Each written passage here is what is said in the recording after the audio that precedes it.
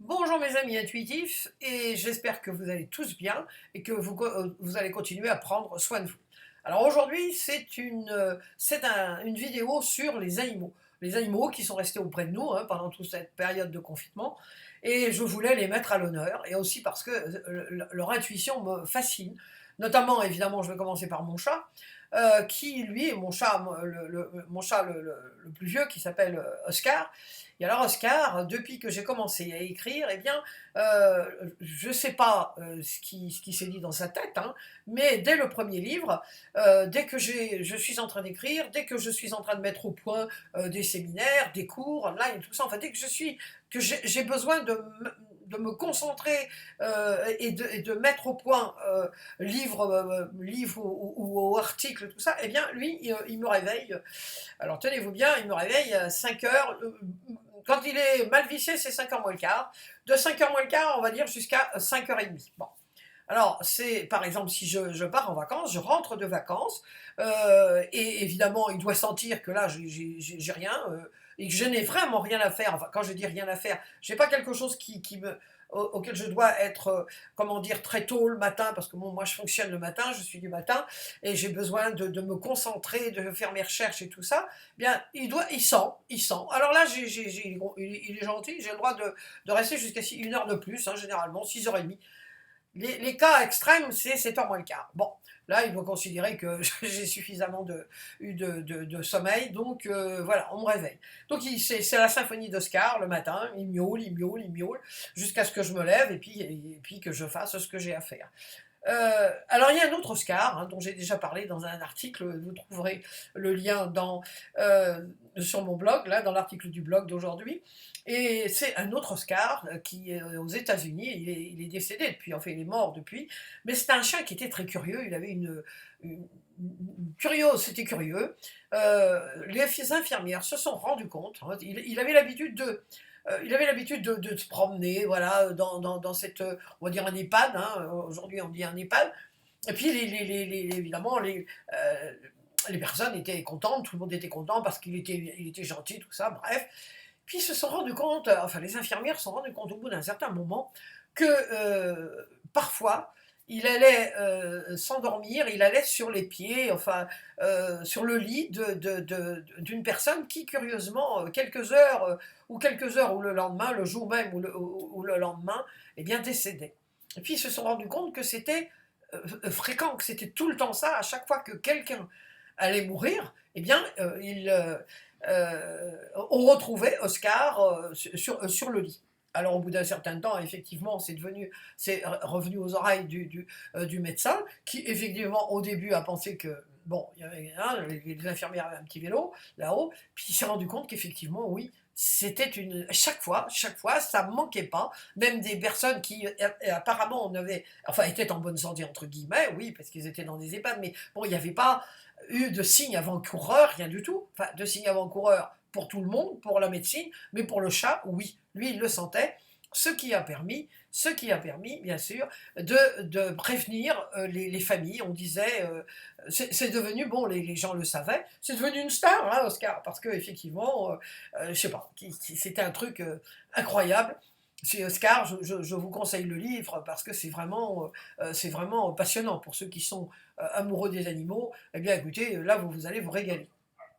Alors, je voulais parler aussi des animaux qui attendent leur maître. Enfin, qui attendent leur maître. C'est un livre de Rupert Sheldrake, qui est un scientifique, c'est le père, entre guillemets, des champs morphiques, et qui s'est passionné pour le sixième sens des animaux. Il a écrit un livre qui s'appelle Les pouvoirs extraordinaires des animaux, que je vous conseille de lire parce que c'est vraiment mais passionnant. Il n'y a pas que les chats, les chiens, les oiseaux migrateurs, tout ça, c'est vraiment passionnant. Alors, moi j'avais vu le film et je voulais vous le mettre en vidéo ici, le lien. Malheureusement, je ne l'ai pas retrouvé. Alors, il doit plus exister, mais je l'ai vu et c'était assez fascinant de voir ces animaux qui effectivement, mais à chaque fois que le maître ou la maîtresse se proposait de rentrer, donc ranger ses petites affaires dans le bureau ou dans la boutique là où ils étaient, eh bien le chien à chaque fois attendait, hop, il commençait à s'activer et il arrivait derrière la porte et il attendait sa maîtresse ou son maître. Et c'est vrai que je me rappelle d'un cas de personnes qui disaient: «Ah, on savait toujours que notre fille, quand notre fille allait arriver parce que le chien était derrière la porte. Il attendait. Et c'était pile poil, à chaque fois, ça tombait juste. Et ça, je ne peux que corroborer ça, parce que quand j'étais petite, j'avais 3 chiens. Bon, moi, j'ai toujours été une folle d'animaux. J'ai toujours, Dieu merci, grandi avec des animaux, des chats, des chiens, même poules et un lapin. Tout ce petit monde-là s'entendait très très bien. Mes parents, enfin, rentraient à ce moment-là à des heures tout à fait incertaines, hein, parce que ça dépendait des transports publics, c'était peu de temps après la guerre.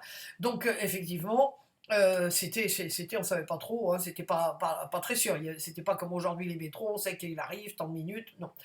Ça dépendait, hein, effectivement, c'était très aléatoire.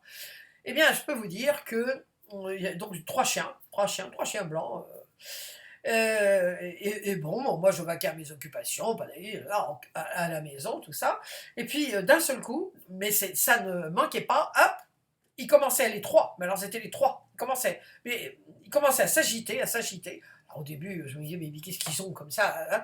Et puis je me suis rendu compte, hein, je me suis rendu compte que effectivement, à chaque fois, c'est parce que leur maître, donc mes parents, n'étaient pas très loin. Enfin, principalement ma mère, parce que c'était généralement elle qui revenait du magasin. Euh, Avec mon père, c'était un autre cas, c'était le chien qui, lui, alors lui, c'était plus avec mon père. Mais les 3 chiens, quand ma mère arrivait, hein, c'était pile poil.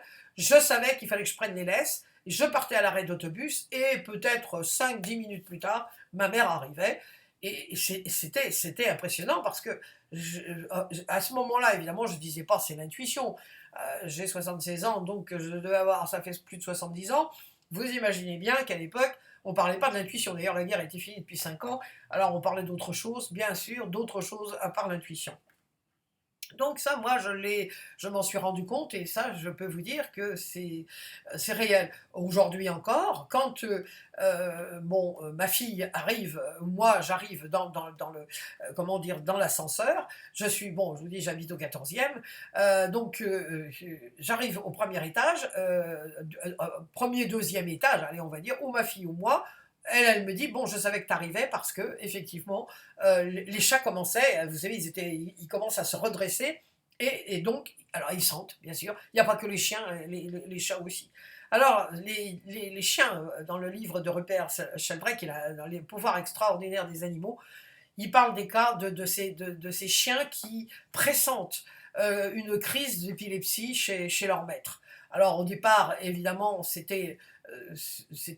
pareil, ça n'était pas un métier de chien, comme moi je vais dire, on ne les dressait pas pour ça. Puis petit à petit, on s'est rendu compte qu'effectivement, ils pouvaient rendre un grand service parce qu'ils pressentent quand la personne, leur maître, va avoir une crise d'épilepsie. Ils pressentent aussi quand quelqu'un doit faire sa piqûre parce qu'il y a un problème au plan diabétique, au plan de l'insuline. C'est comme s'ils sentaient alors je sais pas, c'est l'instinct, c'est quelque chose qu'ils sentent. Bon, on ne sait pas trop, hein, on sait pas trop, mais effectivement, leur intuition les guide, leur dit que voilà, il y a quelque chose qui va se passer. Alors, les animaux, vos animaux, probablement, vous avez un rapport tout à fait personnel, hein, avec eux, et eux, ils sont capables de pressentir. Effectivement, vous avez bien dû vous rendre compte, souvent, si vous avez un chat ou si vous avez un chien, quand vous êtes triste, eh bien, le chat ou le chien le sent. Hein. Moi, je sais que ma fille avait un gros chien, et quand elle était triste, quand elle était fatiguée, tout ça, hop, la chienne, bon, c'était un bouvier bernois, alors je peux vous dire que c'est quand même un gros morceau, mais elle sautait sur le lit et elle venait faire un câlin à sa maîtresse. Mon chat, mes chats, je dis Oscar, mais il n'y a pas qu'Oscar, quand je me sens un peu fatiguée ou triste, ou bon, ça va pas, on a toujours des jours sans, eh bien, vous pouvez être sûr que voilà, j'ai toute la smala sur le lit. Les 4 sont sur le lit. Donc, vous voyez, c'est l'intuition, c'est soi-disant bête, comme je dis, c'est soi-disant bête, ils ne sont pas si bêtes que ça. Alors, ça serait peut-être bien pour vous, enfin peut-être, de vous rendre compte, si vous avez des animaux, comment ils captent, par leur intuition, comment ils captent vos états d'âme, Un autre truc auquel je pense, c'est des fois je vois un de mes chats, alors ça bon, je vous le donne sous toute réserve, hein. Moi je crois, j'y crois parce que bon, si je vois vraiment pas, quelle autre raison il y aurait. Vous savez que les chats, ils ont une vue absolument extraordinaire. Ils arrivent à avoir des petits moucherons, des petites fourmis, mais bon, ils arrivent à la voir. Nous, on voit rien, enfin moi je vois rien, personne ne voit rien, même ceux qui ont une bonne vue, mais eux, ils arrivent à capter un petit moucheron. Mais je me suis rendu compte que plusieurs fois, j'avais un de mes chats qui regardait dans un coin. Alors là, il bougeait pas, parce que quand il y a un moucheron, ils sont quand même, ils bougent un peu la tête, mais là, il regardait. Moi, j'ai eu le sentiment qu'il voyait, j'en sais rien, quelqu'un peut-être, quelqu'un qui est de l'autre côté, parce que c'est une expression différente de quand il voit un petit moucheron qui voulait être là. Vous voyez, c'est totalement différent. Ils ont une attention, c'est comme s'il y avait, ils sont un peu subjugués par ce qu'ils voient et puis ils ne bougent pas. Alors c'est pas, voilà, c'est quelque chose, et ça n'est pas fréquent. Mais à chaque fois, j'ai eu comme un, comment dire, vous savez, comme quelque chose, j'ai senti dans mon corps qu'il y avait quelque chose qui se passait, que eux voyaient quelque chose que moi je ne voyais pas. Alors là, ça, je vous le donne, ma foi, on n'y croit pas, mais c'est ça. Alors voilà, c'est terminé, ma petite histoire sur nos animaux. Après ce confinement, dans tous les pays du monde, il y a eu du confinement, eh bien, ils ont été là, ils ont répondu présent aussi, et sûrement, vous ont rendu bien des services au plan affectif, ils nous ont rendu la vie peut-être sûrement plus facile, parce que c'est plus facile quand on a nos compagnons à quatre pattes, poilus, comme je dis, ou pas poilus, parce qu'il y en a qui n'ont pas de poils, mais je veux dire, c'est une présence, et puis on sait qu'on peut compter sur eux, parce ils captent nos émotions, et ils sont là quand on en a besoin. Voilà, c'était... Merci nos amis les animaux, et surtout, oui, je crois qu'ils ont vraiment de l'intuition. À très très bientôt.